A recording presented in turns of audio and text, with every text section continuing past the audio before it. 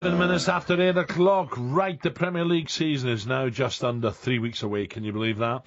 I'm delighted now, welcome, unbelievable Andy, to the show, West Ham manager Sam Allardyce. Big Sam, good morning Sam. Morning Samuel. Alan, Andy, how are you? I'm very well. We are good, Sam. Good. How has the last few weeks gone, Sam, pre-season? How's it gone?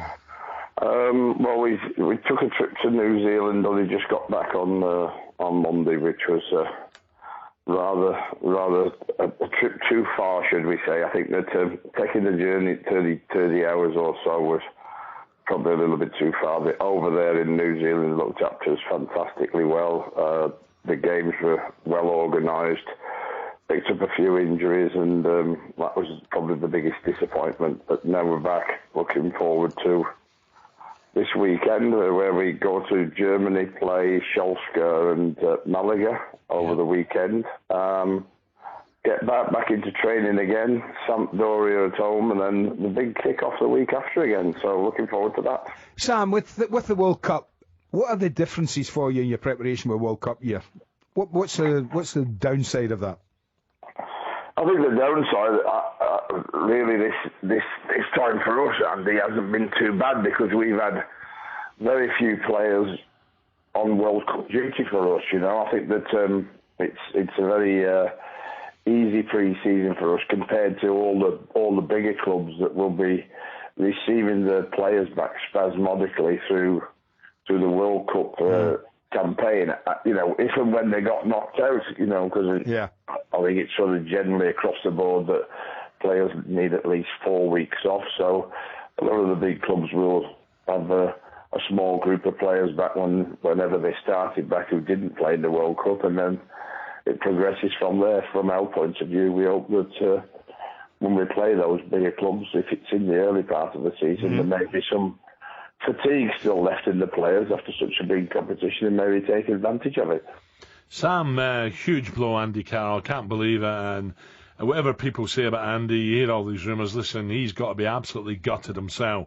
4 months we're hearing, Sam. What has he actually done, Andy? Because it just seems a long time for me, 4 months. I think that, and obviously I'm no specialist in this area, but just on what the specialist has said, he's tightening up the ankle, which is the ligaments around the joint, I believe, which is the mainstay of why Andy needed this operation doing. So it made the ankle stable again. It was unstable by the fact that I think that probably the ligaments that were around the joint were a little too lax, and they've been tightened up to give him more protection. And I think that we hope that's going to be the end of it. And everybody, talks about how disappointed it is, like it is for me and everybody else at West Ham, but no more so, as you said, than Andy himself. Oh, an absolute he's got to be for him, He's got to be distraught, It's just one after another. Well, Sam, what about the business you've done already this summer? Are you happy with it? Yes, I think that we've gone out and tried to obviously improve the strength and depth of the squad. I think that we've tried to go a little younger. I think that's important today, like you mean, so they can be with the club for a period of time. We've been interested in just this last couple of days, Oakley signing Carl Jenkinson from Arsenal on loan. How's that going, Sam? So how's it going? Okay, I hope it's going to be completed in the next 24 hours. So we'll hope that's going to be okay. We've got young Quixote from Anderlecht and Aaron Cresswell from Ipswich, who was the players left back of the season for the PFA dinner. So I think that he's a good young prospect. And Zayati from Argentina, who scored 18 goals over there last year. So a little bit different dynamics on the front line. Got Gus Poyet's young son from Charlton. Yeah, Diego, isn't it? Yeah. Diego. So.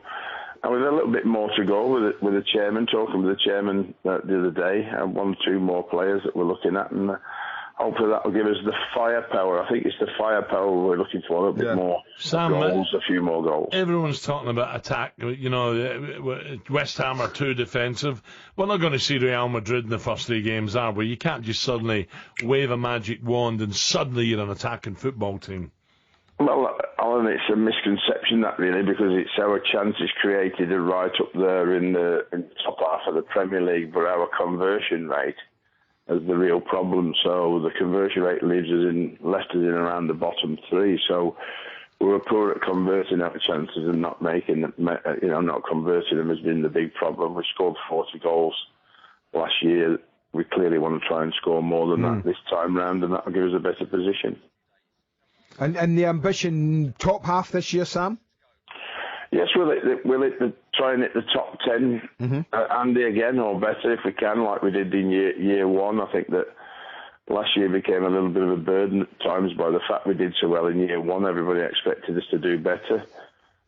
Injuries, a bit of second-year syndrome, we all know what that's like. At the end of the day, 13th wasn't a bad finish on the basis of some of the things we had to suffer that season. And like I said, all down to trying to get a few more goals with a good, resilient defence again, and we'll be okay next season. Sam, couple of London derbies to start with. You mentioned you spoke to the chairman. As far as you're concerned, Sam, you just can't wait for the season to start. There's not a problem, is there? There's been one or two things said in the papers, leaked out, and as far as you're concerned, your relationship with the owners, the chairman, you're just getting on with it. They're backing you. You want more players in and bring on the start of the season.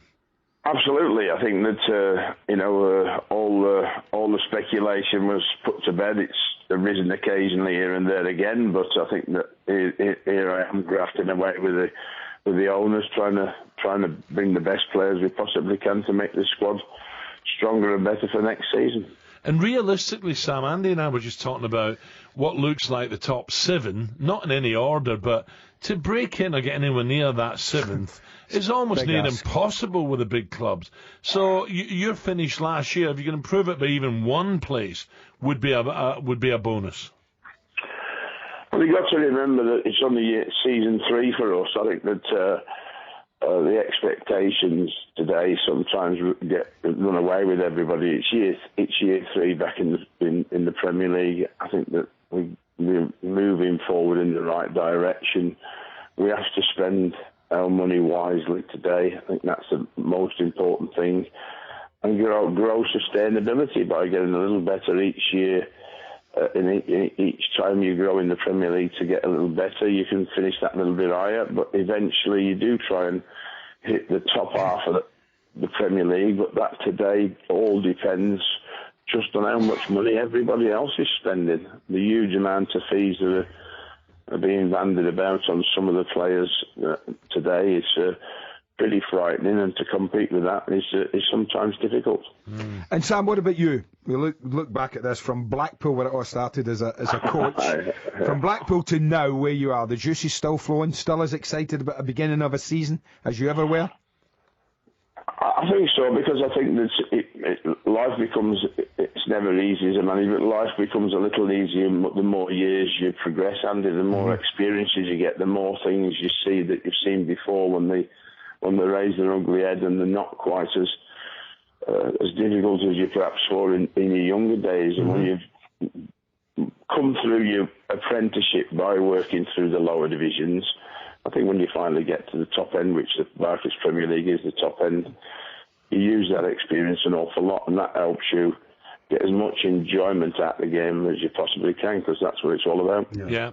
Sam, everyone asks me when I talk West Ham about Morrison and the potential he's got. If he just knuckles down, Sam, gets on with his game, he's got tremendous potential.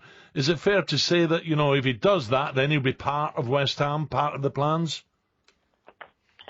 Well, we thought we'd brought Ravel to the forefront of his abilities this time last season. He had a fantastic pre-season.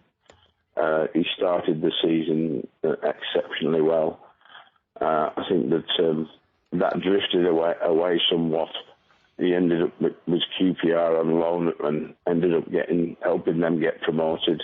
Yeah, he's had a little injury where he's had a bit of a hernia operation, which is obviously going to help him. So if he gets back to knuckling down and getting used to the discipline side of the game, then his talents are, absolutely outstanding, and that's all Ravel has to do. Just has to make sure he knuckles down to the discipline side of the game and training, and then expressing the abilities he has on the field of football, and we'd all love to see them. Yep, so hopefully mature, we're a little bit older, more games under his belt, realise, what a lot of young kids don't realise, football's such a short game. They don't realise that sometimes it's too late, and you think of the years that you've wasted. No doubt about that, Alan. No regrets at the end of it, isn't it? When the football career finally comes to an end, and we all look back on our football careers, and when we're in our early 20s, think there's a long way to go, and you click your fingers and it's nearly all over, isn't it? Yeah. Great first game, Sam. No love lost. West Ham against Spurs. You went to Spurs, White Hart Lane, and beat them. So that's a real mouth-watering start. It is. It's going to be built up to a great start to the season for us all, particularly the West Ham fans, and they'll be expecting me to repeat what we did last year. Yeah, good luck, Sam. No pressure as well. Never mind, that's have to wait and see. Sam, you have a good couple of days before the start of the season. You might... All right. Sam, thank you. Okay, Thanks, cheers, Sam. guys. Cheers, mate. Sam Allardyce there. There you go. We've read a lot in the papers. Sam seems upbeat, doesn't he? And He always is. Yeah, he's a football man now. You know that. He's a football man. He wants to get on with it. That the opening games, Tottenham home, Palace away, so 2 London derbies, ding dong, 100 mile an hour, and then Southampton at the Bowling. Sam Allardyce, thank you.